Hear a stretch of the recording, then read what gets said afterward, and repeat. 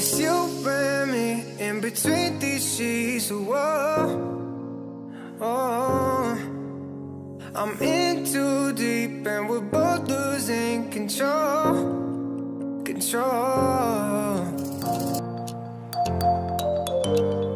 Welcome to Batabanga Antipolo Valley. Siyempre, unang-unang masarap siya. Hindi naman ako nagkakape, pero napakape ako. Kaya, goods.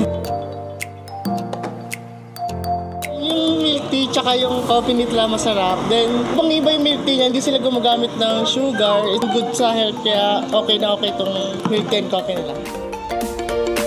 Hi! So, I would like you to order recommend because yung napakasarap nito. Punta po kayo dito.